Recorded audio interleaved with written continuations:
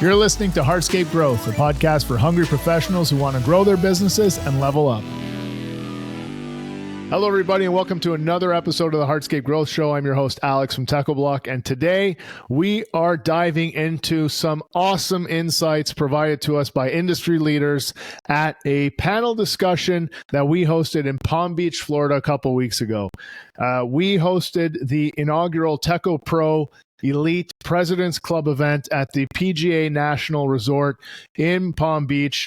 Our goal with that was to basically honor the top tier Techo pros from around Canada and the United States, have them fly in, enjoy a super fun golf weekend, and pull some extra value by discovering some of the new products that we have in store for 2024, as well as having the opportunity to sit in on a great panel discussion and ask questions to these industry leaders. The people that we had on the panel were Charles Ciccarello, the founder and president of Techo-Bloc, Paver Pete, the director of education for Techo-Bloc, Mark Bradley, the founder of the Beach Gardener, which he founded in 1997 and then sold in 2018 at a point when they were generating $50 million of revenue annually. So he knows what it takes to build and operate and then sell a successful landscaping business. He's also the founder and CEO of LMN, does a ton of consulting, speaking across North America. So he's a super knowledgeable guy. We had Brad Stepehnson, the CEO of Newcastle Lawn and Landscape, friend of the show. He's been on a couple times. He's also a small business coach and certified behavioral analysis consultant. So he understands the leadership and the psychology behind leadership and management and running businesses.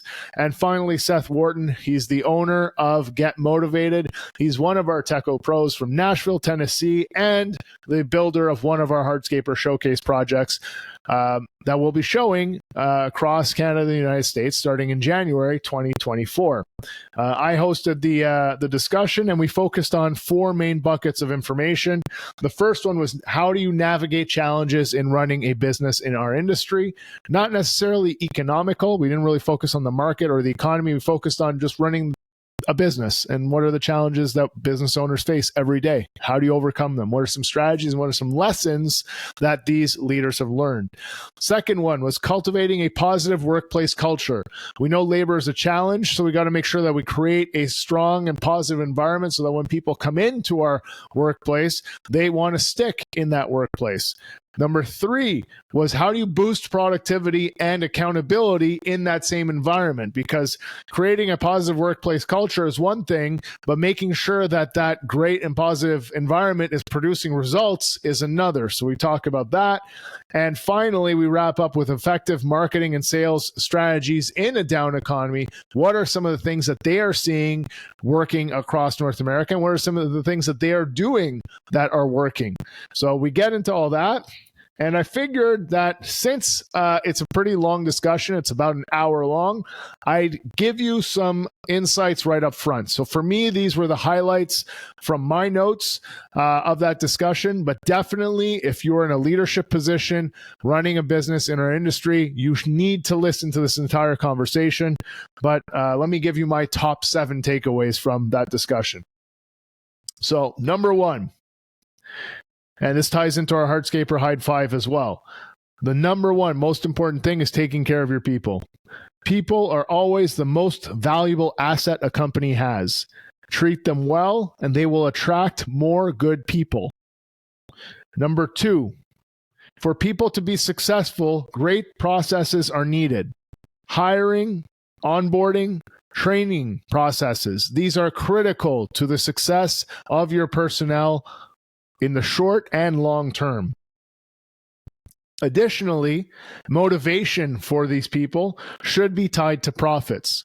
If you can show them how their individual contributions are helping the financial growth of the company and you can compensate them accordingly, you're going to be in the driver's seat of a winning bus. So make sure that you're listening to that part specifically. Mark does a great job covering that point in the conversation. Number three, be transparent with how the company wins. What that means is, what does success look like in each and every role? How do your contributions contribute to success? What does it mean when you're doing a good job? And the way that you can do this and measure that this is working is you start with the actual versus estimated metric. We've talked about this with other guests before, but Mark is a big proponent of this. What did you estimate that the job would cost in terms of time, in terms of materials, in terms of any other expenses? And then compare that to what the actuals were. And that's something that I know a lot of us are guilty of. We build the estimate, but we are not diligent enough in tracking the actuals throughout the job, and even less diligent on comparing the two once we're done to see where did we make a mistake so that we can learn from those mistakes and stop repeating them. Number 4, for the company to be truly successful, a company budget is required. Companies in our industry should be aiming for at least 20 to 30% profit after employees are paid a proper salary or wage that allows them to live a comfortable life, and after an appropriate pay is paid out to the owner. So if you're still paying yourself by pulling from the profits, you're not earning enough money for the company. Great set of topics or subjects covered in that topic by both Mark and Charles. They really get into that. And Pete had some good nuggets of information there too. Number 5 on the list of 7. The number one metric, the number one thing that you should be measuring once all systems are running in your business. You got your people, you got your processes, and you can measure things with consistency, is revenue per man hour. How much revenue do you generate in a given year? How many man hours are consumed? And when you see that, then you are able to understand how you can scale your business. Because once you know every hour an employee works generates on average this much revenue, then you can start to do the math. If I want to grow my business by another $200,000, can I grow that revenue by growing it per person, or do I need to add people? And then once you've added those people, you can gauge their efficiency by looking at the profitability overall for the year. Are your profits going up or going down? Did you get fat in terms of personnel and it's not contributing to growing the bottom line? Or did you add the right people and they're contributing because they have the right training, because they have the right processes, because you have the right systems in place? They're able to contribute on the same level as other people that have been with the company for multiple years. That's a great metric because that is the gold standard of if your systems are working properly. Number 6, devise simple ways to communicate progress towards goals. What that means is things like dashboards, things like simplified metrics like green, yellow, red means good, okay, and bad. So that on a weekly or on a monthly basis, you can sit down with your foreman, or your foreman can sit down with their crews, and they can say, this week was a red week. What are some of the things that we can do differently next week so that we can get back into the green where we should be? You can even tie that to compensation or to bonuses. Stringing 4 or 5 green weeks together equals extra percentage bonus at the end of the year. Things like that. But keeping it simple, where the scoreboard is in your face all the time, all the players on your team want to win. And if you show them how to win, and then you show them a scoreboard that shows them if they're winning or not, you're going to get the results you want. And then the final one, and this is more about branding and building a brand, is always project into the market the company that you strive to become. So if you want to be the leading company in your market, then you need to act like the leading company in your market. You need to market like the leading company in your market. You need to sell like the leading company in your market. And by continuously and consistently doing things that way, you will become the leading company in your market. So those are the top 7 takeaways for me from my many pages of notes from this hour-long conversation. I hope that you stick around for the entire duration of this panel discussion because it is rock solid information to help you grow your business. So sit back, adjust the volume, and get ready to go on a wonderful ride of hardscape information. Enjoy. The first thing we want to start with is navigating challenges in the landscaping business. Specifically, Brad and I were talking before we got started here. We were saying we're not going to spend time talking about the economy necessarily because we all know and we're all frankly a little tired of talking about it. So what are some of the other major challenges that you might be facing in your roles running your businesses or running the teams within your businesses that you're learning lessons about or you have learned a significant lesson about that's worth sharing with the group here today? Yeah, I think. Hello. Yep. Okay. I think for us, it's always people. We're looking to inspire the younger generation. And, I heard a lot of people talking throughout the event, how the young people just don't want to work. And I personally don't think that's true. I think maybe you just don't have the right culture. I believe that, it's still a struggle, but for us, how do you get those young guys and girls, involved in the company and knowing more about the company? But it's always a struggle. We have 92 employees. We're looking to really expand this year. So it's going to be more people that we're going to have to make sure we're leading them in the right direction. And so the younger generation, I've heard it a lot. It's something that you have to think about, but really look internally and how you bring in those people up. So I would say that's one of our biggest struggles is continuing to get them into the company. And along those lines, what's the biggest lesson you've learned about recruiting and retaining people? Well, the funny thing is that I think I counted, we have 2 people that I hired off the street. So when you're bringing in good people, they're going to find other good people to bring into the company. So, 92 employees, that means 90 people came to us just from knowing other good people. And it's about hiring people off your core values. And, we changed the way we hire. We're not looking at skill set. We're looking at mindset. And if you have good people coming in, you can train them up and showing them career progression charts. But we flipped it. We're a very young company now. I mean, we have 21-year-olds running huge hardscape jobs, and it's encouraging. And we're working with the local Votex and high schools, and I'm going in to speak with 9th graders and having tours. So getting kids involved early is important. At Techo-Bloc, the last 3 years, we've had major hiring challenges. So we've had at least 100 people to hire at any day of the week, 100 people on the roster to hire. So it's difficult to fill 100 jobs.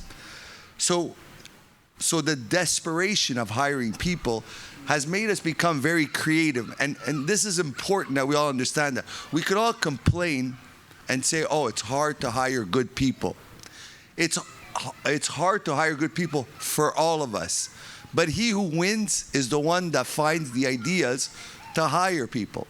So what did we do on our end is, in the old days, or not even in the old days, maybe 4 years ago, you would post jobs and people would send their resumes.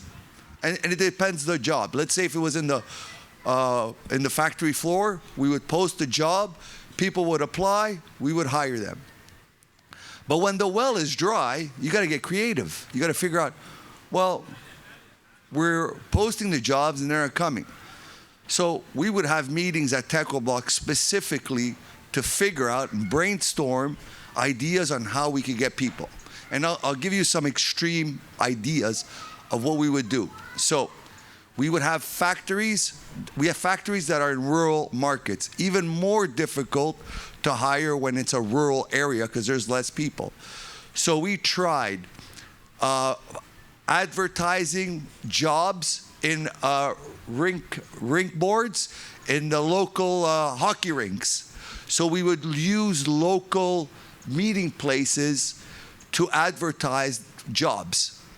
We went from having a HR department that would just get in the resumes and process them and organize interviews to our own headhunters. We hired headhunters at Techo-Bloc that would actually call maybe not the maybe the competition, but if we're looking for an accountant, we're calling all the local companies that have accountants. We're finding out who the accountants are. We're getting their personal numbers, and we're calling those accountants. So we're hunting for employees. And those initiatives was what made the difference in our organization. So we could have sat back and just accepted defeat and not found different ways. But the goal is if you have a challenge in overcoming hiring people, the goal is you got to overcome that challenge. And that means maybe sitting down, brainstorming with other people in your organization or other people, business people, whatever, and ask them how they do it. And I just wanted to share that the challenges we faced and how we overcame them. Is it a perfect world? No. But it's a lot better when you're able to find different methods of getting people in the organization. Good, thank you. Seth, what's a big challenge that you're facing? Is it also people or is it something else? Yeah, we've got both. 2-3 years ago, it was just like generic labor, right? I need guys to help lay pavers. I'm running a shovel myself daily back then. Same kind of deal. We found one guy, took really good care of him. He has family members and friends, and most of my guys are in some way intertwined via family or they grew up together or whatever. But our biggest labor hurdle right now is more so on the management side. Like I'm still at every project, as you know, you were at Showcase. But I'm on all of our sites. I have a project manager, but I'd love to get to a point where like I don't have to be there. But I like being there because it's our projects and it's fun to do. But in order for the business to keep growing, I need to put people in some more strategic positions. And not just like general labor. Something else I'll touch on for us too is we've grown a lot the past 2-3 years. I was telling a couple people last night, the first Techo product we ever installed was April of 22, and that's what, a year and a half ago. And now we're pretty much exclusively Techo, just because we like the product and it's full flush in our market.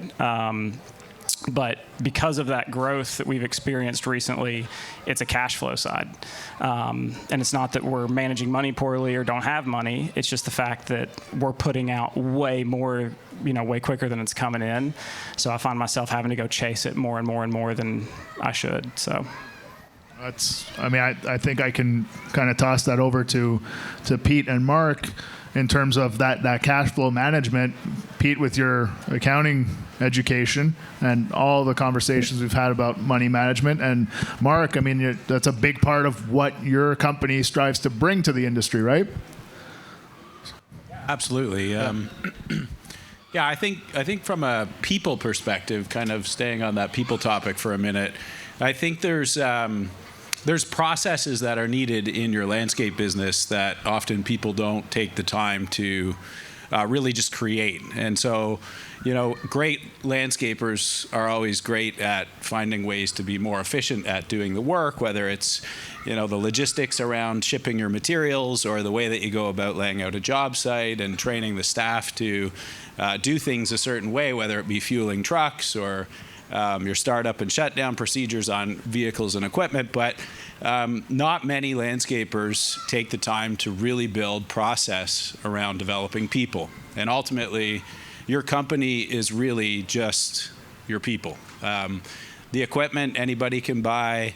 I think, the products anybody can buy. But the people that you have in your company are really all of the value. And so the more that you spend time taking effort and putting process into your business to develop people, I think the better your company's going to be. So really focusing on creating a hiring process, creating an onboarding process, creating a training process to develop people, that's really where success is hiding in most companies, particularly if you're trying to scale.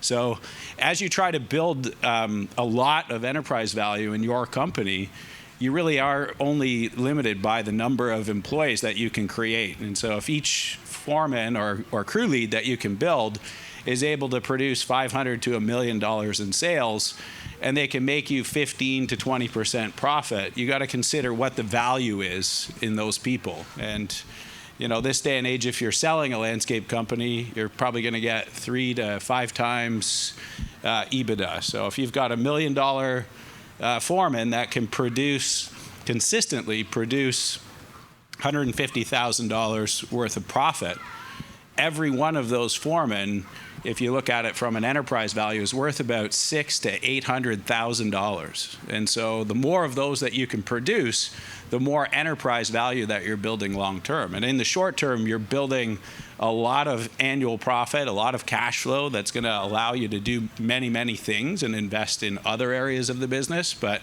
I think we should all really focus on building great people as our number one priority in the company. And you just can't afford not to invest in people. And so hiring systems, recruiting systems, onboarding systems, training systems, and I think most importantly, a way of motivating your employees to work in a way where they can contribute to profitability like an entrepreneur would. And so creating partners instead of field crew supervisors, I think, is key. So finding a way to motivate people to get more work done and really focus on efficiency as though they own the business. Because I think great leaders reproduce themselves many times over.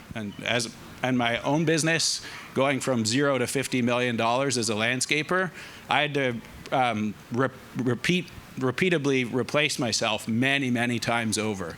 And the way that I really did that was just finding a way to create foremen who could produce just as much work as I could when I was on the tools doing the work. And so I think great leaders find ways to replace themselves over and over and over again in the business. And that's, again, only possible when you can find a way to replace yourself with great people. So I think the systems are what's missing for most businesses.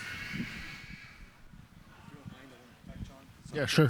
So yeah, I want to, you guys hear me? Yeah? I want to touch on training and how important that is, because sometimes we don't understand the value of training. So at Techo-Bloc, the biggest challenge we have is we have plants, and we have the most important job is a machine operator, and there's a lot of it takes us like 2 years to teach a machine operator to run a plant on his own. So we have day shifts, night shifts, weekend night shifts.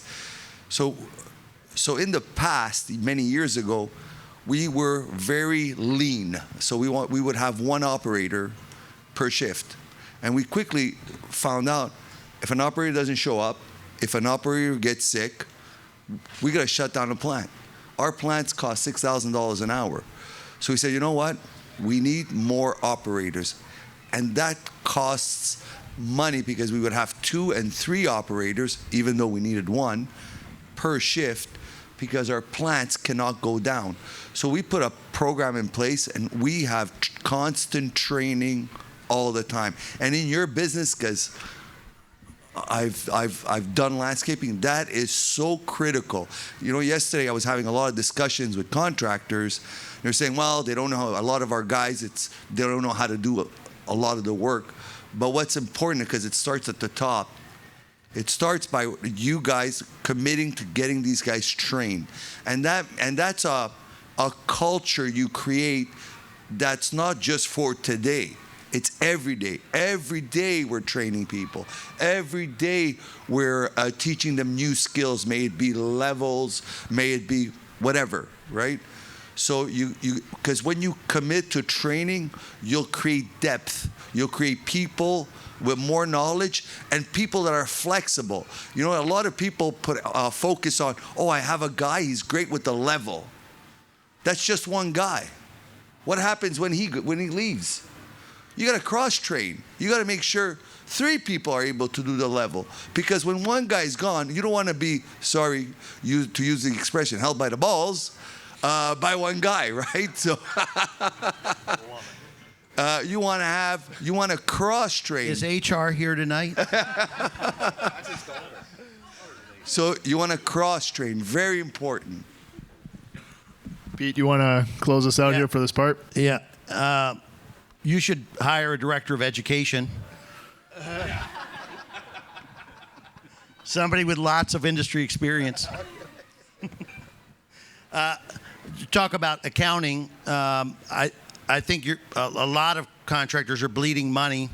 Overhead is just expenses, and you got to discipline overhead and recover overhead, and you got to spend the hours and time it takes with great software to do that.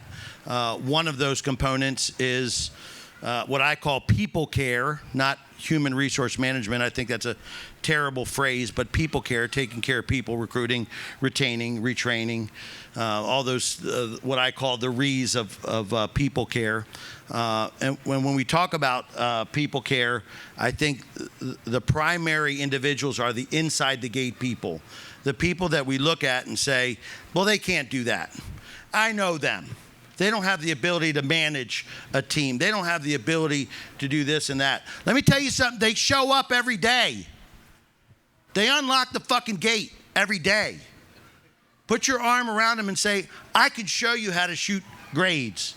I can show you how to run this piece of equipment. I can show you how to coach a team.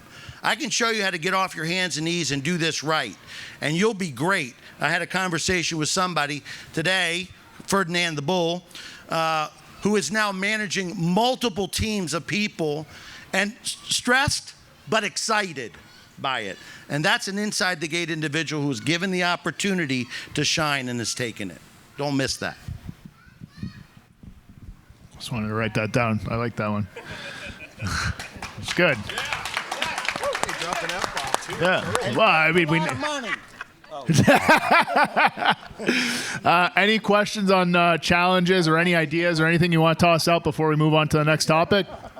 I just wanted to put a plug in for hardscaper.com. We had our guys do that training last winter, and the training's phenomenal. It's interesting, and it's just good. It's good material that Alex and Techo puts out. So I would encourage anybody here, have your guys, sit them down and take a look at that. There's a lot of awesome information.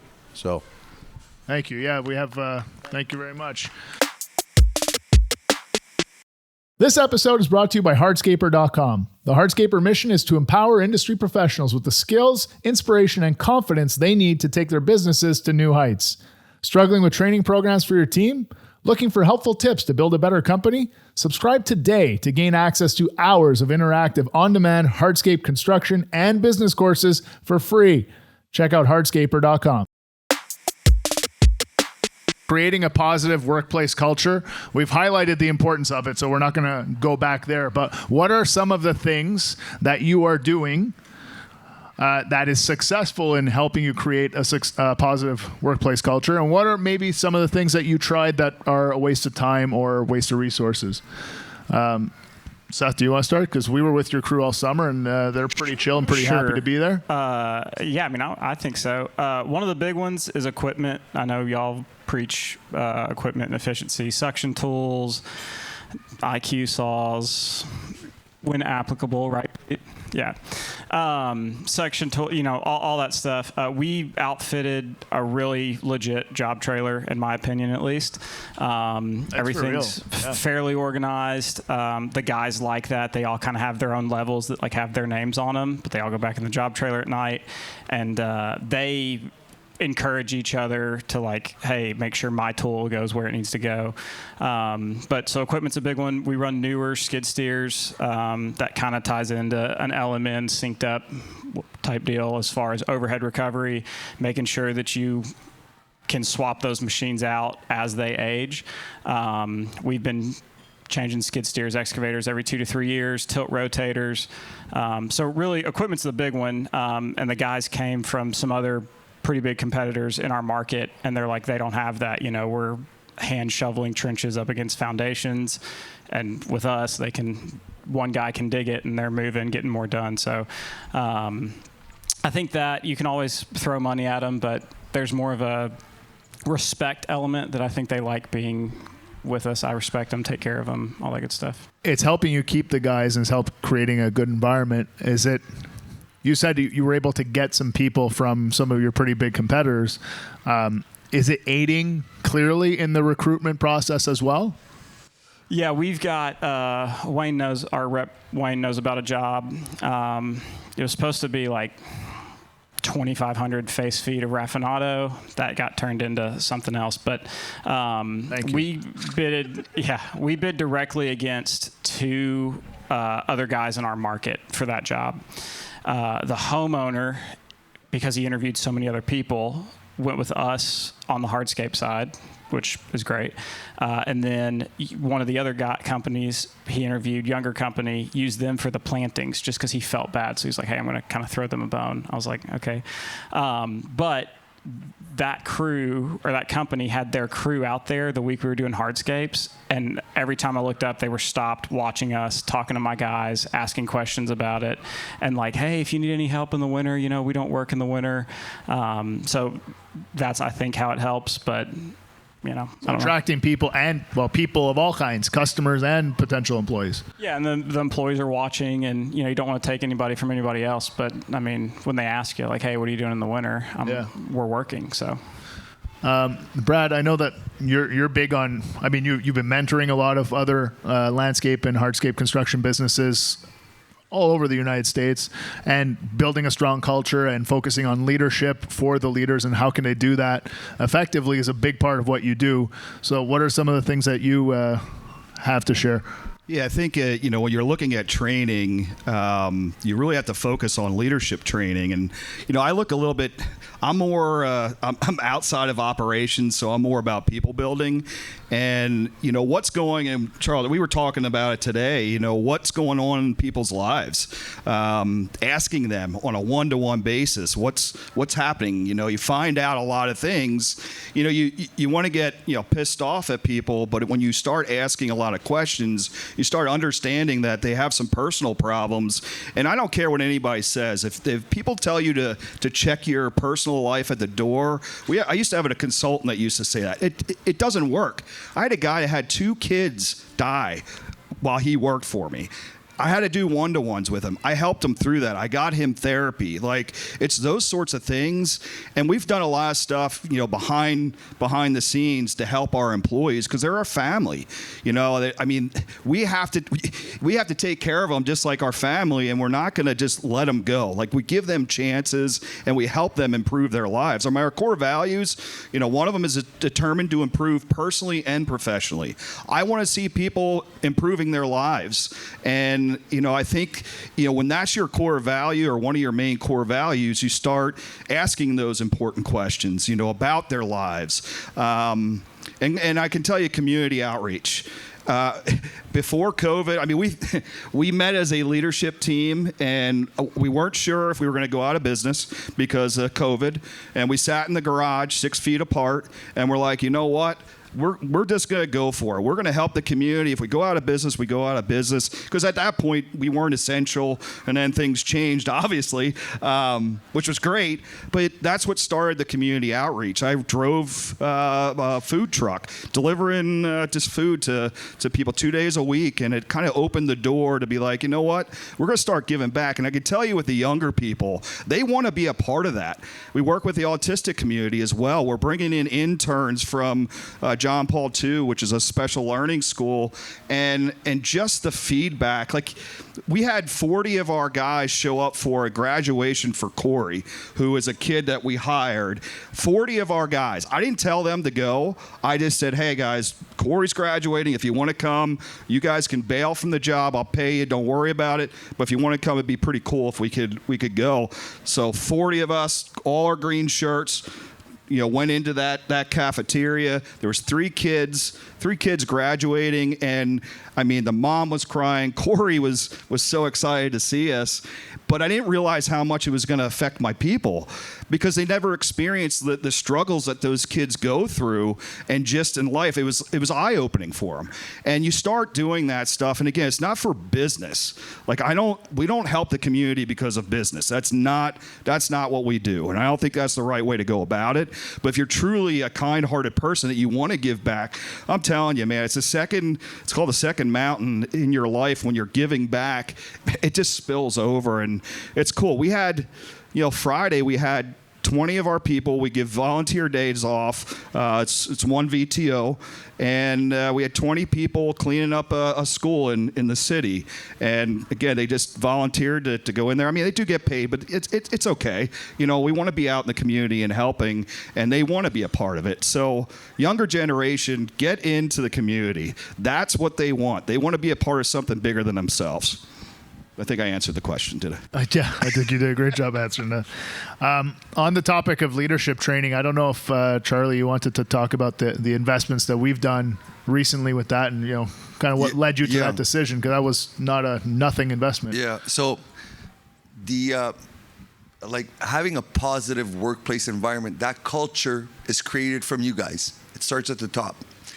So, and I just want to touch on a couple of things. One, at Techo-Bloc, we came out with values, what we believe in, right? And it's important your people know what you believe in. Because if they don't know, they'll do what they believe in, okay? So we wrote down the values at Techo-Bloc, and we also wrote down things we reject. We reject mediocrity. We reject the I don't care attitude. Why is that important that people know that we reject that? Because if they have an attitude of I don't care, we're going to have a discussion about it. Because they know that's a value that we want positive people who are going to contribute to the organization and that have a positive outlook. Because it's so easy to be negative. It's almost automatic to be negative for the most part. So how do we turn that around and to have a positive workplace environment? So what we've done at Techo-Bloc, coming back, so we have 80 managers in our organization. And they're key to the organization because they are managing people. And each one of those managers kind of is on their own and learning as they go. So what we started a couple of years ago is leadership training within our corporation. I started that program where I met all the managers in 2022. We started that. So, and we just have sessions 5 at a time, and we talk about experiences and what situations and how to handle those situations. And you know, leadership is about psychology. It's about understanding people. It's about understanding what inspires people. So if you have a manager that understands how to inspire people, you win, right? So at Techo-Bloc in 2023, we've put a major effort in leadership training. And why is it important to educate people on leadership? As best, because nobody really knows what to do when they're leaders. And you have to define what are let's call them best practices. So we're having sessions where we're talking about big rocks. And big rocks are, you need to prioritize as a manager. Because you can do 5 different things, right? But which is the most important? Because sometimes we can't do all 5. We can only do 1. So you got to learn how to prioritize and pick your battle.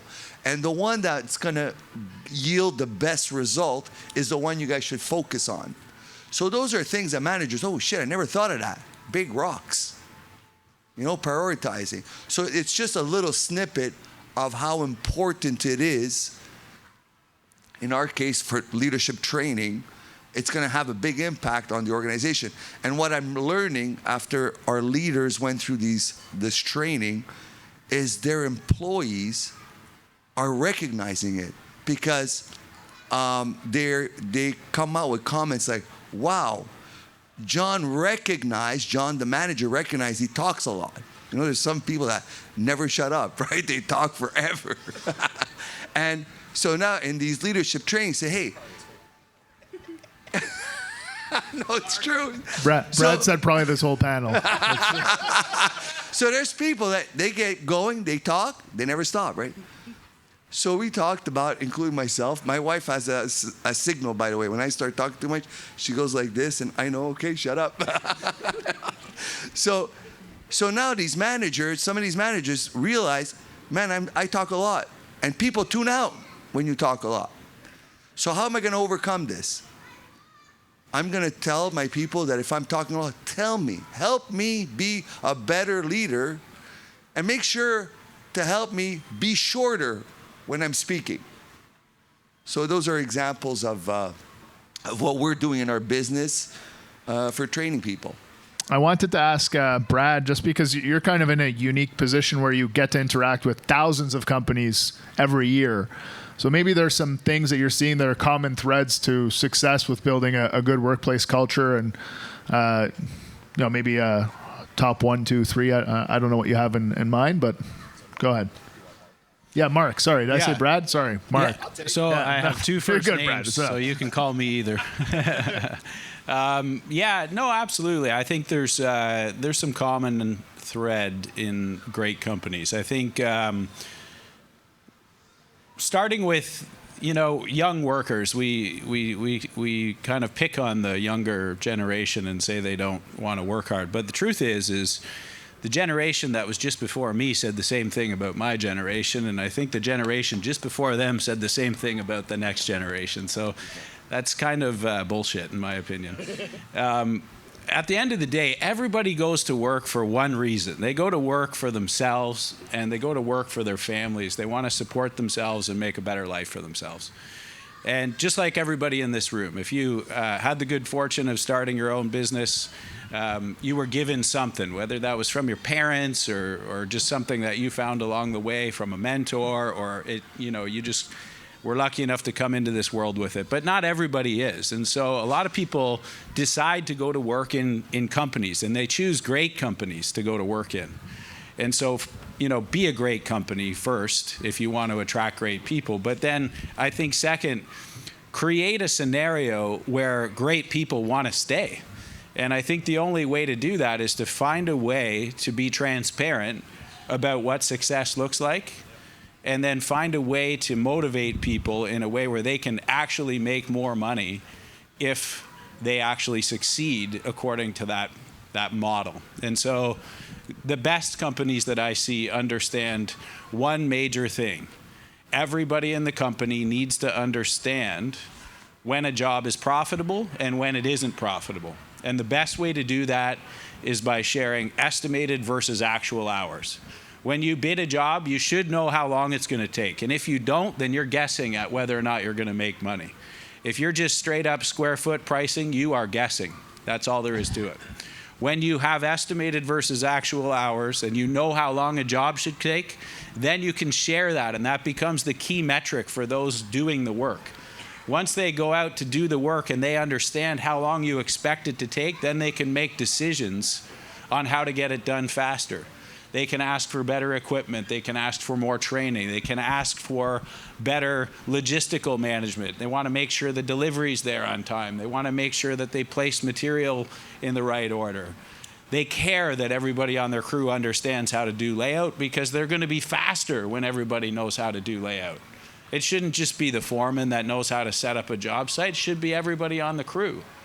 The foreman should be replacing themselves every day on the job site, just the same as you're replacing yourself as you scale your business. And so I think having a key metric that everybody in the company can align to, like estimated versus actual hours, is a great place to start. The next thing to do with that is to then find a way to actually give everybody in the company more when they actually meet timelines consistently. And that's an incentive plan. And so when you can tie the incentive plan to a crew budget, to productivity, then you can truly replace yourself. And so my business, the reason it was able to scale to the size it was, I replaced myself with field crew supervisors that understood how to do the work. I spent a lot of time and money training them. And then I made sure that they understood exactly how we made money. Each crew had a budget. Each crew owned that budget. Each crew got an incentive plan that was tied back to that budget. And when they kicked ass, they could make a lot more money. And I had field crew supervisors that made as much money on bonus as they made on hourly pay at the end of the year. And I was happy to pay it, because they were able to grow my business in my absence. I was able to grow a business off of other great people who understood how to make money in the landscape business because I had a key metric, and that metric was estimated versus actual hours. Once they understood that, they would do anything to eliminate waste. They bought into the training, they bought into our lean principles, they bought into customer service, they bought into quality of workmanship, and they bought into growing other people and replacing themselves over and over and over, because they really truly understood how the business made money. And so the more that you understand how to make money and the more that your staff understand how to do that with you, that's when you're surrounding yourself with an entire team of partners, a team that can go out and kick ass just like you did when you were a one-crew company. And when you pay them that way, trust me, they will improve a lot faster because they're incentivized to do so. And don't forget, everybody in the world goes to work for themselves. So find a way to make sure that when they come to work with you, that they're still working for themselves. And you will be way more successful than you've ever imagined. But it does require a system. And I think that's where you got to focus your efforts. Yeah, Mark, I think he said something really good. It's transparency.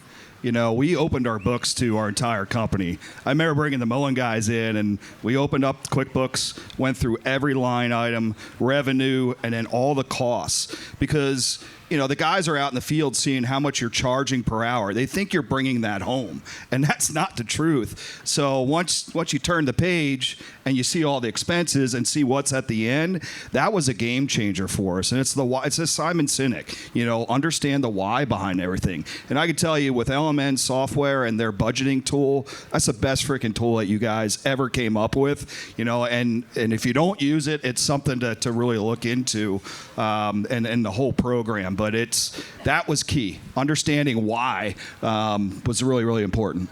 What I liked about this conversation is including your people in the estimating. Meaning, if we're going to estimate 30 hours to do this job, I have to have the people that are doing the job on board with that.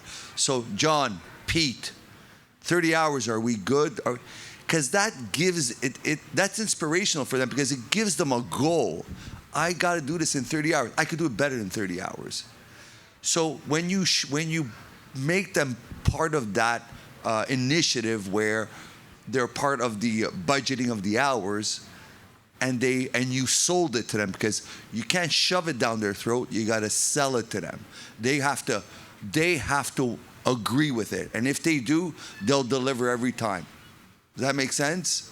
They got to be part of that estimating, meaning maybe not the dollars, but maybe the effort, the hours, right? Pete, did you want anything to that point?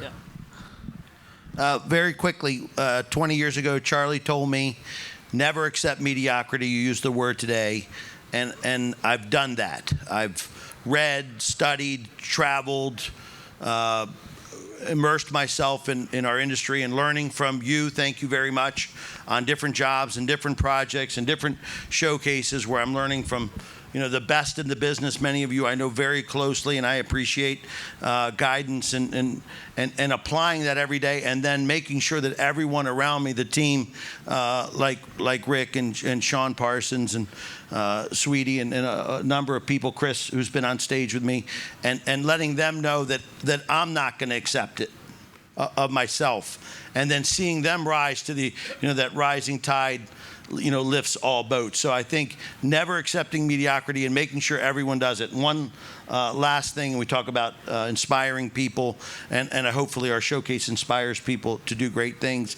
My recommendation for your team is teach them personal finance. They don't understand money, and if you can help them with that, whether it's a Dave Ramsey book, Financial Peace University, or Entree Leadership or something, get them those books, get them the workbooks, sit down with them and show them. You did it with me. You sat down, said, you're a pretty smart guy to trust someone with your retirement. oh, fuck. Shit. I hadn't thought about it that way. And I took control of my retirement for my family and myself, and I changed my future with advice from a friend. And so be that friend, be that mentor to your teammates, and buy them the books and send them to the courses. And once they start building wealth, well, then they're going to want more of it. They're going to want more of it. Mark, the points that you were saying about having the metrics, that is critical to this next topic, which is productivity and accountability, because creating that great workplace culture and having people that are all friends and like they want to be here and they enjoy it is one thing, but getting things done the right way and on time is another. What are some of the critical metrics that we should be keeping an eye on?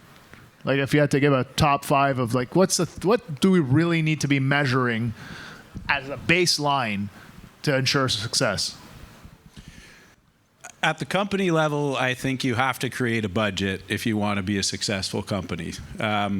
Unfortunately, in the industry, we still see, roughly 95% of companies operating without a budget. So when you operate without a budget, you really just kind of guess whether or not you're going to make any money. You don't really know mathematically where you're going to end up at the end of the year if everything goes well, which means you really just kind of guess. And so in an industry where we have a much lower average profit than we should, and we have much lower wages for our staff than we should, and we have much, much lower wages for owners than we should, I think there's a strong argument for budgeting. So I think number one, I would say budget. Once you have a budget and you are forecasting a 15% or better net profit after the owner is paid a really fair wage for the role that they play, then I think it's time to kind of move on and find metrics to monitor each month and throughout the year. So sales versus actual is one big one that I think a lot of companies don't look at. I don't think they're looking at it in a way where it's really going to help them exceed a sales forecast. And what I mean by that is, in January and February, it might be worth trying to sell a little later in the season and save that spring session where you're super busy ordinarily, kind of leave a little bit of room in the schedule for the spring. Because if in January and February the phone's ringing off the hook, why not sell out July and August and say, hey, is it okay if we get that job in July? A lot of people will say yes if they want to deal with you. Then early in the spring, when the phone's ringing and other contractors can't pick up the phone, you're available. You've got the time to take some projects on, and you can usually get a much higher profit margin. And so when you start to really monitor sales closely, I think you get a little bit more comfortable knowing what you've got in the pipeline and knowing what you've got booked out to maybe price the work at a little bit higher margin when you're in your peak season and when you're super busy. And I think when companies get really good at doing that, that's when they usually start to break the 20% net profit border, which is not easy to do. A lot of companies think they're making a lot more money than they are, but at the end of the year, what's left? And so I think that key metric is the gross profit on each job site. So we've got a sales forecast, but how much gross profit do you actually have in the pipeline that you've bid? And so what I mean by that is if you've bid $3 million worth of work, what was the average gross profit of the work that you bid? And if you can answer that and it's in the 50% gross profit range, then you're really set up for a highly profitable year. But the problem is when you don't understand gross profit, when you don't have a budget to refer back to, and you're bidding with a square foot model or you're just bidding based on some past numbers, you don't understand how much gross profit you've got in your pipeline, which means you don't know how much gross profit you're on track to perform throughout the year. So I think having that sales metric, are we going to hit our sales goal? How much gross profit do we have in it? Those are the two on the company level that I'd really work at. Then on the crew level, I hyper focus on one really important metric, which is estimated versus actual hours. I already touched on that one. On the company overview on productivity, I always look at revenue per hour. Revenue per hour is that magic metric that tells you how much profit your company can potentially make. When revenue per hour is high, you can pay your staff a lot more money and make a lot more profit. And that's, I think, what great companies are made of. The best part about hardscaping is it's the highest revenue per hour of every niche market in the landscape business. You can't get more revenue per hour than you can out of hardscape. It's an incredible business for that reason. And so selling expensive products makes a big difference. When you go out and you sell a paver that's $12 or $15 a square foot, and then you add labor and material and equipment, the profit that you're producing each hour is a lot higher because you can put the markup on that expensive paver. You can put the markup on that expensive labor. And the faster you get at doing that work and the more revenue per hour that you generate because you're efficient, the more profit there is in the business. And that's where it gets possible to start paying staff much, much better wages, which I think makes all the difference at the end of the day in building great companies. Great companies have highly paid employees with benefits, with pension programs, with savings programs, with homeowners programs so that you can help them own a house. You can't build a great company without finding people that can really earn a great living. And the way to get there is revenue per hour. So maximizing that metric, that's kind of the secret sauce to building an incredible landscape company. That's what I focused on all my years in business. When I got on the top 100 list, I remembered when I was a kid, I always wanted to be on the top 100 list. When I got on that list, it meant nothing to me. I didn't care about being on the top 100 list. All I did right away is I went to everybody else on the top 100 list. I took their number of employees. I divided it by their revenue. I figured out what their revenue per employee was, and I was number one. And that's what mattered to me, because that meant I could pay my staff more money than anybody else on that list, and I could still make more money than everybody there. So revenue per hour is the number one metric. And you won't understand it if you don't start with budgeting and if you don't understand gross profit, which comes from your budget. So those are my top metrics. I can tell you're very passionate about this particular subject. So it's good. Yeah. So for sure, revenue per hour, that's a great metric. In my case, and I think it resonates with contractors also, it's all about measuring productivity. And why is it important to measure productivity? It's important because the people that are working for you, they have to know how productive they are or not. Because if they're part of that KPI, or they'll have something to strive for. And I'll share a story. So we have 9 factories and we produce, 1,400 different SKUs. Every SKU we make has different challenges. So years ago, not many years ago, 6-7 years ago, we would get our reports on production. And whatever they produced. We had no metrics. We weren't measuring, was that a productive day or a non-productive day? And you get lost because there's so many different products. So my son Bobby came out with a system where he has a green light, yellow light, and a red light. Very simple. He had to do a lot of work in defining for every product what is a green light. Green light means we're doing great, guys. Yellow light means we did okay. And a red light means, it was a pretty rough day today, right? So what happened is now we get reports and all of the employees see the reports. Everybody on the plant floor is aware, oh, today was a red day. Oh my God, I might get an email from Charlie saying, what happened? How come things were so rough yesterday, right? So when it's a green day, it's a celebration. We celebrate. I send emails. My son will send emails. Operations managers will send emails saying, wow, what a great day, guys. So that emotion is so important. You can only create that environment of emotion if you measure. So that was a simple methodology of green, yellow, red. Green is great. Red is we had a rough day. Everybody needs to be part of that. Everybody needs to know we had a great day. Awesome. Let's celebrate. Let's order some whatever you guys order on the job. I don't know what that is. Or let's have a discussion how we can improve, because we had a red day yesterday. What went wrong? Let's discuss it. What can we do better tomorrow? That makes sense? Absolutely.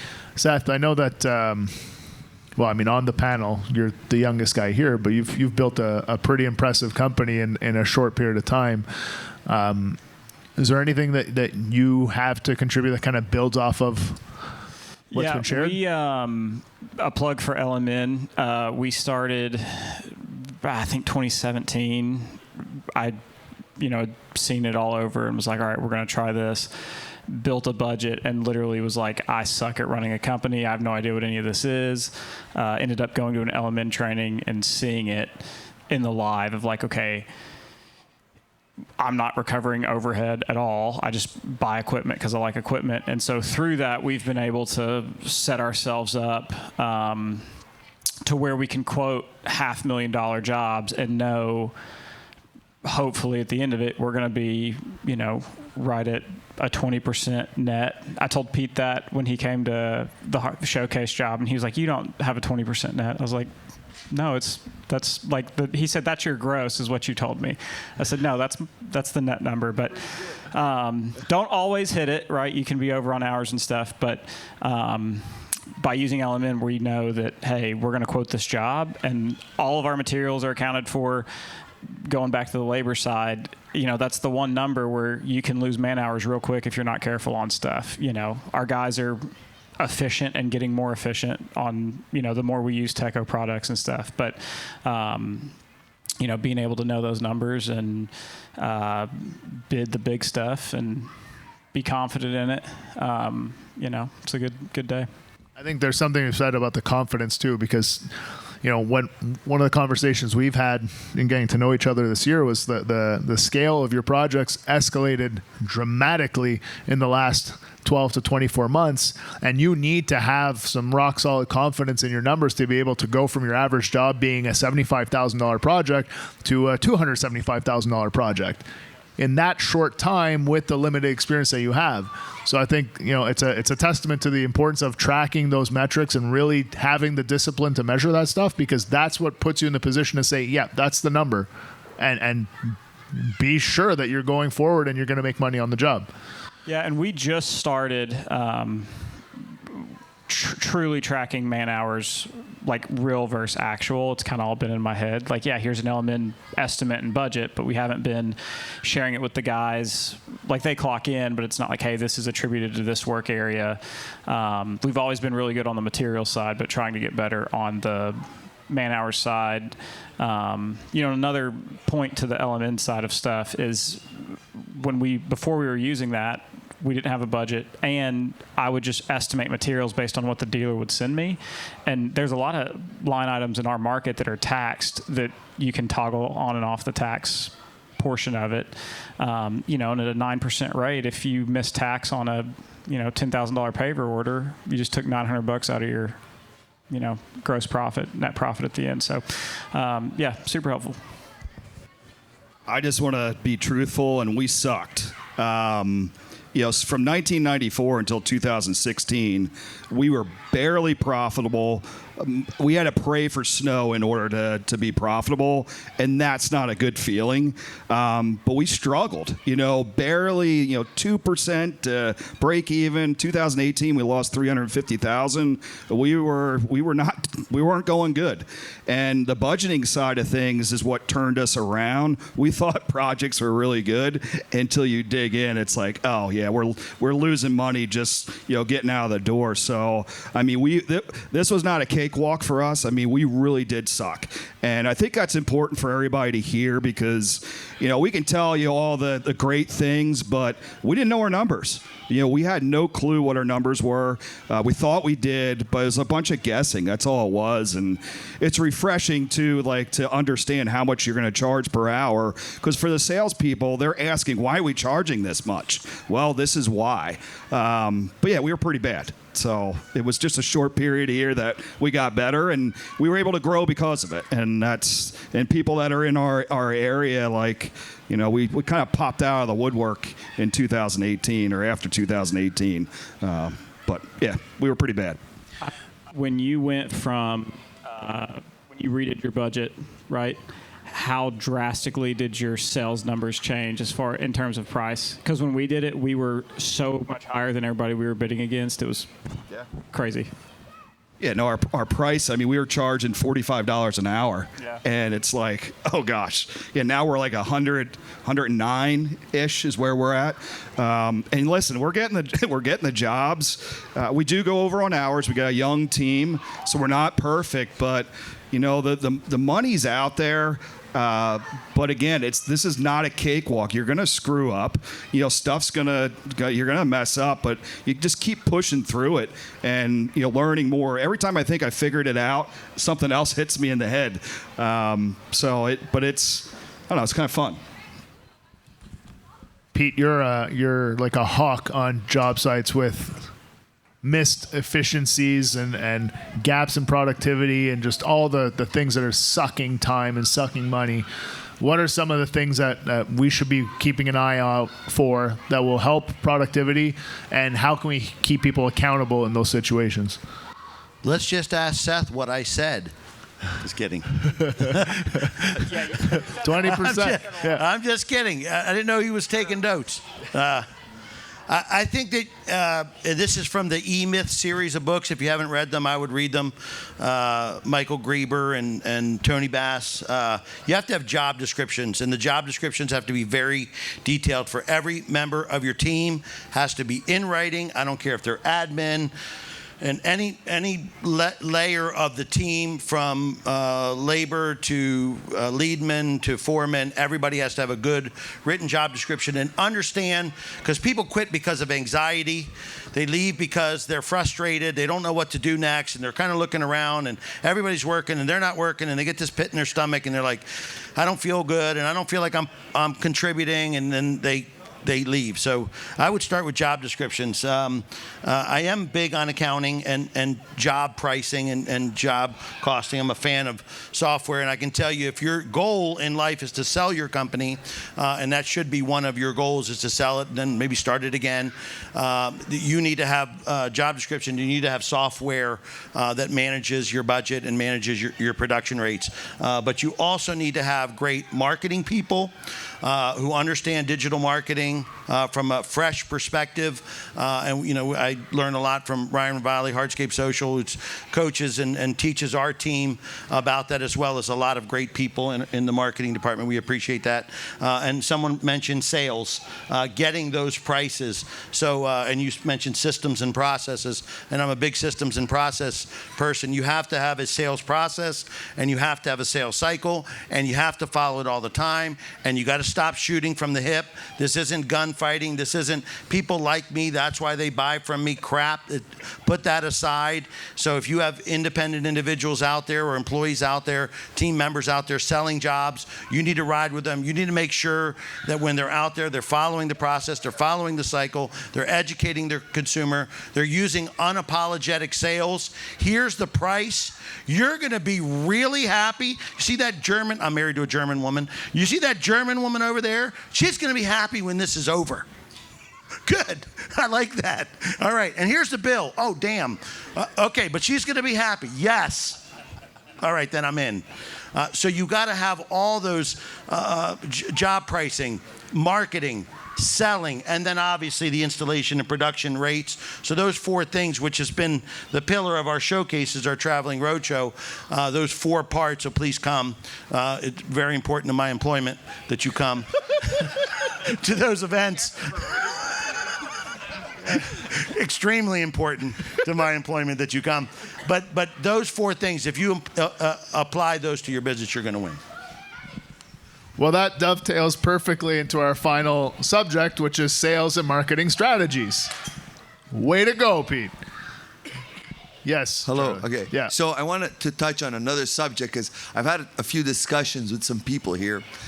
And so I'm 60 years old. I was officially 60 years old about a month ago. And I'm in the stage in my life where I need to plan a Techo-Bloc without me.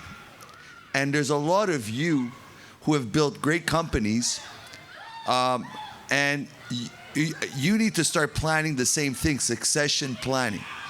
And you would say, okay, because I've seen so many landscape contracting companies just wither away. Great ones, great companies wither away because they don't have a succession plan. And if you're like 57, 58 years old, you should be planning a succession plan because you've built a great business, and that business has a lot of value. And there, you have a, and you know, a lot of people have told me, well, the value is me. It's what I know. Well, try to share that value. Try to share what you know with somebody else who can continue that great business you've developed. So very important we put our efforts in succession planning at a certain point in our lives, because it's hard to build great businesses. And if you've done that, that's a great battle you've won. Find a way to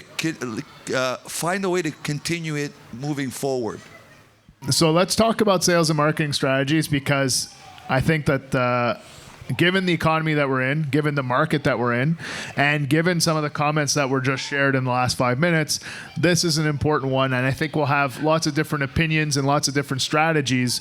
And this is an excellent opportunity for all of you. If you have an idea of something that you might want to do marketing-wise or sales-wise going into the next season, and you're not sure, well, now's a great time to just toss it out there and see what everybody thinks, because maybe it's a great idea and maybe someone's already tried it and it doesn't work. So take advantage of this opportunity. But what I want to build off of is Seth's question to Brad, which is, once you redid the budget and you saw like, whoa, we have to change our pricing, and you went from $45 an hour to $105 an hour, and you're still selling the jobs, what is it that is making that possible? Because that is not $5, $10, $20. That's more than double the rate for the exact same work you were doing last year. It's because they really like me. That's why. Relationships. Yeah, no, I think, for us and moving our pricing, on the marketing side for us, it's about storytelling. It's getting your people involved, highlighting your people. Again, I'm a people person. I really don't think about process is crazy important. Like we're going through process right now. I hate process. I don't want people telling me what to do. I don't like job descriptions. You need them, but don't give me a job description. I'm in business development, and that's about it. And it's whatever. It's broad. But as far as the marketing side of things, we hired a filmographer full time. We never thought we could bring in a video guy at a landscape company, but Hugo is his name. He's from Guatemala. He just became a citizen last year, and he's super talented, and he's getting stories out. There was my team put a video together. I think it was yesterday or the day before. It's actually made me emotional. I almost cried. And one of my team members, she's an AR. She put on a foreign voice and just telling the story. There's dogs out there. There's people having fun. How can you relate that to people? And it's emotional buy. I mean, it's not product. It's emotional buy. Stick with Techo, but it's emotionally. And how do you create that feel of what that person's going to do with the space that you just created, how their family is going to come in, the dogs, the relation. Now you're able to have summer picnics outside. Like that, you got to hit home on that, in my opinion. And it's not going out and just cold calling. We don't cold call. I think I don't know if it works anymore, but on the commercial side, you got to get an introduction. So if you're trying to get into like the big areas, we're at the Hill School. It's a huge private school. Donald Trump's son went there. The only reason we got there is because Andy, my long-haired tree guy, knew somebody that he created a relationship with, which then brought us into the Hill School, and they spent $1 million with us this year. Next year, I told him, I said, Andy, see what they're going to spend with us next year? It's going to be about half next year, but still, it is relationships for sure, and some people can do it, some people can't, but it's about emotions and really tapping into that, in my opinion. What are some of the specifics with that, though? Because that's broad. It's broad. It's good, but it's broad. So what specifically is working to get that story to the right people so that they're taking the right action, so that you can get those prices? Yeah, and I think it goes back to the community involvement. I mean, if you guys aren't helping the community, it starts there. Again, I don't think that's what you should do to get leads, but if you're out in the community and you're helping, plus you have the videos and you're heavy in the social media, Instagram, even Facebook. I know, we've gotten a lot of leads from Facebook, and the younger generation, they're on Snapchat and that sort of thing. I don't know that ends so well, but getting the message out, getting the story out. It's not just about showing like the end product. It's about telling the story. What are you doing as a company to help the community that really got you to where you're at? If it weren't for our community, we wouldn't be in business. So we got to thank them. And the more you do that, the more it returns back to you. And, I think it's really important, but it comes back to budget. You need to know if you can afford that videographer. You need to put them in the budget and understand that's an overhead item. Our overhead's high, but we're set for like tremendous growth in 2024 into 2025. We've got to get a lot of overhead in there to get through it. But those are the specifics that I would say that we do off the cuff. Okay. So basically, like the community involvement is partially a brand awareness play you're not doing it genuinely. That's not the main origin of it, but a byproduct of it is you're creating awareness for the brand in the community where the people are. You are visible. If they look you up, you are producing content that you're putting out on various platforms so that they can discover who you are as people and as a company, so that if they're in the market for a landscape, either maintenance or project or enhancement or something, whatever you offer, they feel closer to what you are and who you are and what you can bring to the table, so they're more likely to reach out. Absolutely. And I think, I forget who said it, but I think it was Jim Rohn. Be in the presence of your client. It's not making lists of clients, it's being in the presence of. Where are they hanging out? Well, they're at all those events, any of the United Way events and stuff. Being in the presence, you're just there. You're not trying to sell them. You're just there, and all of a sudden, you start getting known for that. And I think it's important, and it really. I think for our people too, just going back to people, it's important for them as well. Mm-hmm. So it kind of just rolls around, and it's really helped us grow as a company. Seth, I think it was last night you were mentioning that's one of the challenges that you're facing is you're running in the right circles right now, and you're getting a lot of business because of word of mouth, but you don't want to be forced to rely solely on that. Yeah, we've had word of mouth success, obviously, the past 3-4 years. With the economy slightly kind of changing, I know we weren't like going there, but it's to the point okay. We can where, go there. I mean, if it's part of the conversation, it's part of the conversation. It's to the point for us where it's like, hey, I mean, we're sold through. I need to check my inbox. It might be end of May currently, but for sure April, which is great. But we want to be bidding jobs and designing jobs right now that are going to be, stunners for next summer.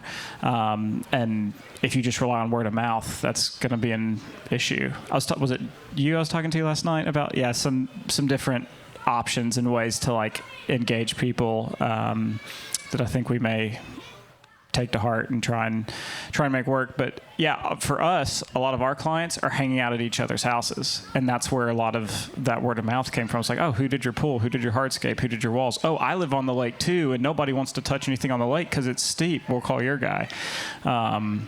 Same thing, family. The showcase job came from This is a cool story, actually. Yeah, so the two guys who live in that house, own that house, they were at an event for, it kind of goes to what you were saying too. We sponsor event at a vineyard for patients who have congestive heart failure. It's a foundation called the Joe Beretta Foundation. I've got some family ties to it too, but we sponsored it, and they were like, hey, do you want to donate a silent auction item? I was like, sure, we'll donate a 3D design, thinking nothing would come of it, nobody's going to bid on it. Those two guys bid on it and won it. And so I was like, okay, I'm going to go to this meeting, and they're not going to do anything with it and whatever. So we draw their design, and they were like, okay, yeah, can you get us numbers? And I was like, this is not gonna go great. And I told them, I was like, it's going to be a chunk. They're like, yeah, send it to us. Send him the first estimate. He called me with, I don't know, 5 minutes worth of questions, and was like, okay, yeah, let's do it. They made no design revisions. They made nothing, and then bought it and sold it in, talking for 10 minutes. So because of that, word of mouth, one of them is a doctor, one of them's a lawyer. We've gotten a couple of those clients, or a couple other people from them talking to people at their work, like, oh, you hooted your backyard. So, yeah. It's an unorthodox way of reaching the people, but you're putting yourself in the place where the right people are. The desirable clients are hanging out at that event. I don't think you can live on that, though, and that's what we were talking about last night. I think we're going to try and implement a couple different marketing approaches, but I'm a really relational person. I know Pete says there are other ways, but I'm relational. We're very relational with clients. We want to engage with them, and because of that, it just begats other options. So. Mark, I wanna shoot to you from the conversation we're having on the golf course, because I think, and we'll wrap up on this topic. But you, similar to a question I asked you before, you have the opportunity to interact with thousands of companies, and you're seeing the ones that are growing and the ones that are not. What are some of the things that are the most impactful strategies that they're doing from a marketing standpoint that are filling their pipeline with good quality leads that are leading to conversion that's driving their business forward, even in this economy that we're kind of not talking about, but it's real?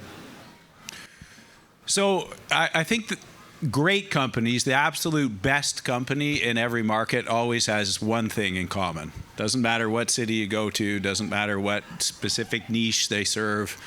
They have the best website. And that doesn't sound like groundbreaking information, but ask yourself, is your website actually as good as you actually are at doing the work? And so I think when you put a lot of effort into building an incredible website that's designed to convert, you've got something that you can then count on when it comes to referrals. And what always kills me when I talk to contractors, they say, when budgeting, they say, I don't need to put any money in my marketing budget because I've got all kinds of referrals. And that just kills me when I hear it, because the first thing, your first impression this day and age is your website. So you get a great referral because you just did a tremendous job for somebody. They give that referral to a friend. The first thing they do is Google you. Then they end up on your website. And if that website isn't spectacular, then they're going to go and look at other contractors, and then when they find a website that's better, they will assume that that contractor is better than you, and that's really a shame.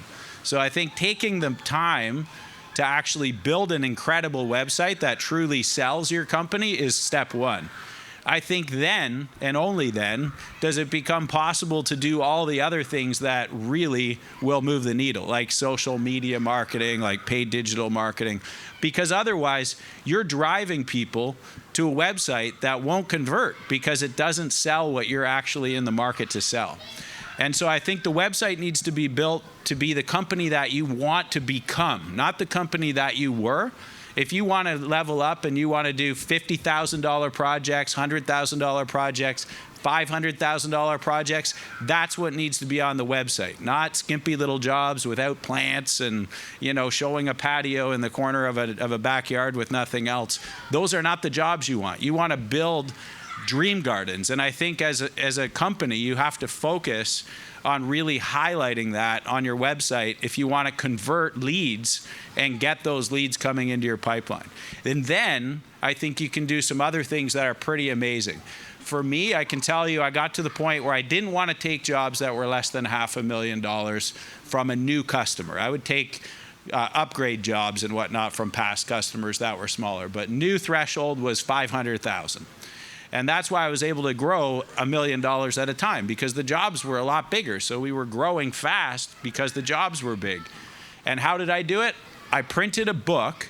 This is direct mail, so don't laugh me off the stage here. But I printed a book of all of my best jobs. So the book was expensive. It cost me about $40 to create the book, each copy.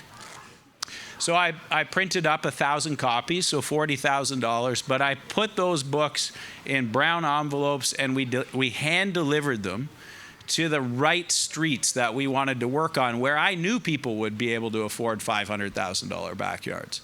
And when they got that book, this book was so good. It told the story of each job site. It had all the pictures. It had the designs. It had the construction details. It really, truly sold the story. It sold the process. It sold the outcome. And so when people looked at that book, whether they were going to buy that year, next year, or 3 years from now, they were going to call us. We had a seat at the table because we showed them who we are and what we could do. And that one $40,000 investment brought us $20 million worth of work in the following 2 years, and continued to give us work thereafter, because every one of those jobs has referral customers, and that's how you really start to get into a neighborhood and really start to own it. So I think when I was confident to put the book out, because the website was ready.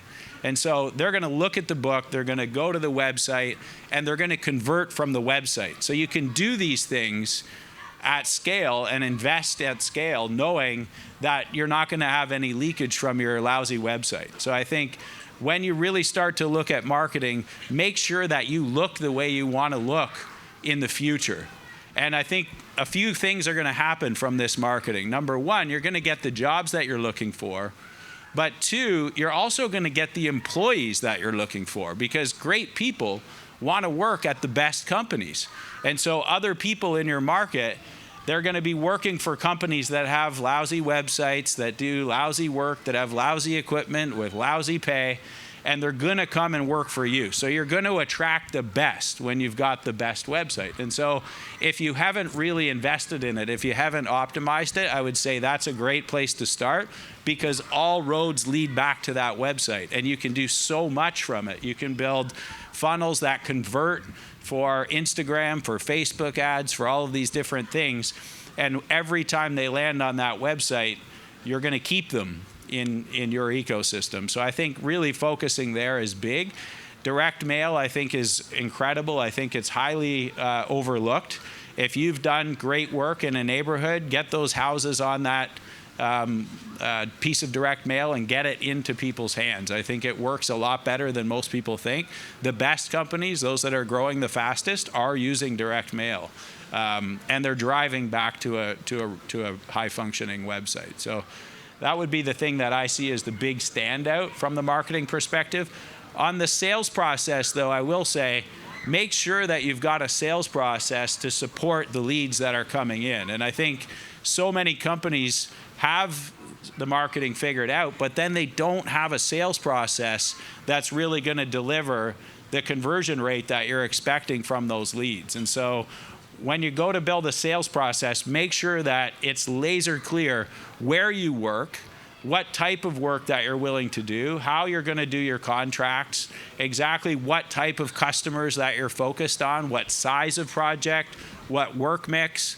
And I think when your sales process starts to get really clear, it becomes easier for your staff to get really good at screening calls, at really kind of minimizing the number of leads that you focus on, because in the spring we can all get really busy. And if you're driving in circles, meeting with everybody who calls your office, chances are you're not putting the effort into the right leads. And if you've got a sales process that sets the threshold for the type of project, that really kind of outlines where you want to work and the type of work you want to do and the rough budgets that you want to work within, once you've got that super dialed, then you focus on fewer leads but you really convert at a much better rate and you get the jobs that you're looking for. And I think that makes it much easier to really sort of see the outcomes on the marketing side. And then the only other thing I'll add before I'm long-winded, sorry. The only other thing I'll add is those relationships that you decide to invest in, keep them to a minimum. It's really easy to have too many partners. This is something that I think many companies kind of fall into this trap.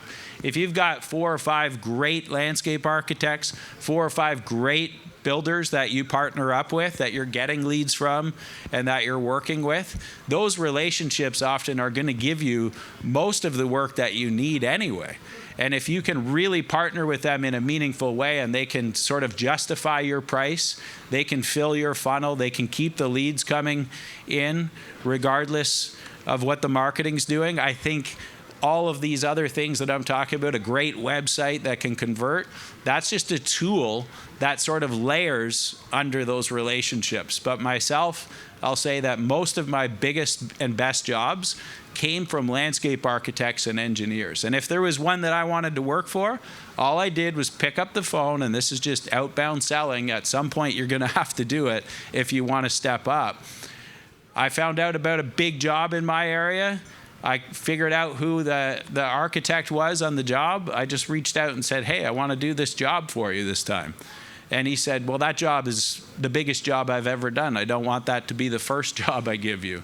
So he gave me a smaller one. And then I really kill that job. I do it really well. And then he gave me the big job. And now we're partners. And I think that's the key with architects is find a way in, drive a little wedge. Once you've got that relationship, grow on that relationship. You can tell them the products that you're using. You can help them spec jobs. You can really get involved in the business. And I think working really closely with home builders and architects is a great way to kind of keep filling that funnel on an ongoing basis. And I think it's highly overlooked often by landscape contractors. Wow, I don't think that could have been any better summed up than Mark's last comments there in terms of what you need to focus on in the short term to get ready for a successful season. That was a tremendous panel discussion, a ton of insights. I think the main thing, though, is you need to really be looking at those metrics. And when you start identifying those metrics and analyzing those metrics, you start to understand where the areas of improvement are for your company. So start with that. That'll help you identify what processes you need to do first, what trainings you need to focus on first, because the numbers don't lie and the numbers will paint the picture of where you need to fix things. As I said at the beginning, this is part of the Techo Pro program. So our top tier Techo Pros, the elite level, are the ones that get invited to participate in this event. And if you want to be part of that program, the best way to do that is go to Techo-Bloc.com, click on contractors, then click on Techo Pro and how to become a Techo Pro. It's a free program. You're going to have to identify your business and provide some references and some certification and business license and insurance info. But if you're approved, we'll be in touch. We'll get you certified, and then you can take advantage of the many benefits like partner discounts, like access to the Pave Now, Pay Later financing program, like visibility on our website, and obviously invitations to events like this. So be sure to check out the Techo Pro program on Techo-Bloc.com. And until next time, everyone, work hard, pave harder, and we'll see you next week on the Hardscape Growth Show. You've been listening to Hardscape Growth, a podcast for hungry professionals who want to grow their businesses and level up. Each episode is all about taking the next step in running your business, so make sure you never miss a show by subscribing on your favorite podcast player. And if you're finding this information to be useful, help others in your position discover us by giving us a star rating and leaving a comment. We'll see you next week.